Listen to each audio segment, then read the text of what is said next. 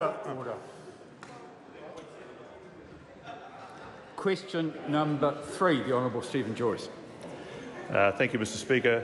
My question to the Minister of Finance: does he agree with the analysis from Infometrics showing economic growth will slow to 2.6% in 2019, and that the reason for this includes, and I quote, labour capacity constraints in the residential construction sector and, I quote, changes in central government's infrastructure priorities? The Honourable Grant Robertson. Mr Speaker, no. Supplementary, Mr Speaker. Does he agree with the Reserve Bank's forecast in last week's monetary policy statement? And I quote, residential investment is assumed to increase more slowly.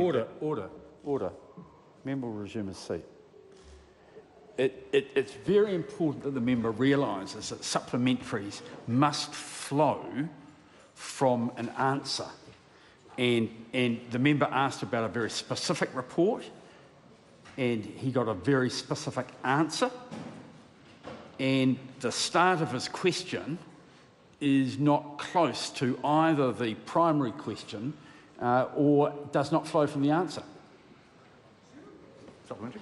Now, so the member's lost one supplementary. Thank you, Mr Speaker. He's used it. Given that answer, has he have any concern along the lines expressed by Infometrics that the infrastructure sector is slowing down, as indicated by a number of concerns about different organisations in the construction industry? Mr Speaker, I have heard some concerns from those in the construction industry, but I can reassure them and the member that this government is ambitious to make sure that we invest in infrastructure through programs like KiwiBuild, through investing in regional roads and rail, and in making sure we make up for the underinvestment of the previous government.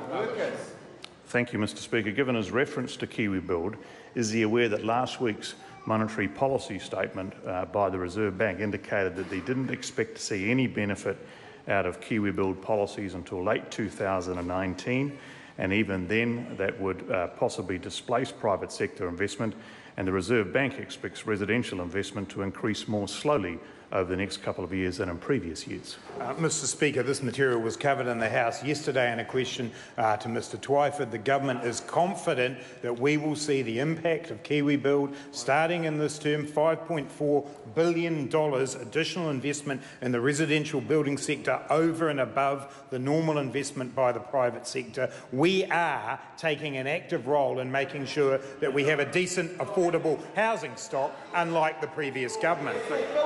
Supplementary. Has the Minister had any meetings or been part of any meeting with representatives of the construction industry or the contracting industry where they've raised concerns about the effects of government building and infrastructure policies on the industry that may lead to difficulties and a reduction in staff? Mr Speaker, as I informed the member in the Select Committee this morning, in fact in a public forum, issues were raised by members of the infrastructure community to seek an assurance that this government was committed to investing in infrastructure. I made that commitment because I believe in the policies that we have to ensure we do invest in housing, we do invest in roads, we do invest in rail. That's what a good government does. It's just a pity the previous government didn't do it. Supplementary, Mr Speaker. Does he appreciate the concerns of the construction industry right now, that they had a long-term pipeline of work that has now been stopped by this incoming government? They have no idea what will happen next, and they are very concerned for the future of their workforces over the next couple of years. Mr Speaker, I reject the premise in the member's question. We have a pipeline of work coming through. It seems that the former minister seems to believe that one specific project that was going to cost $327 million per kilometre, the most expensive road in the world, somehow is the be-all and end-all of infrastructure and investment. We have a much wider ambition than that. Supplementary, Mr Speaker. Does the minister perhaps appreciate that it's not me, it's the construction sector, it's Infometrics and it's the Reserve Bank that are raising these flags? And will he take any steps beyond just talking as Minister of Finance to do anything about the looming slowdown in the construction and infrastructure sector? Mr Speaker, we have, as I've said before, an ambitious program of investment in infrastructure that the construction sector will be a part of. The member needs to stop talking down the New Zealand economy and realise that there are great and ambitious plans on this side of the House.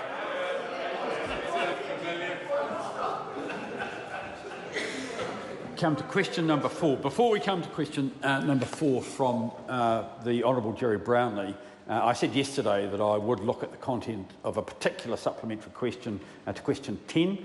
Upon reflection, having looked at it, I should have ruled out a question from the Deputy Prime Minister, and I apologise for not acting on it at the time.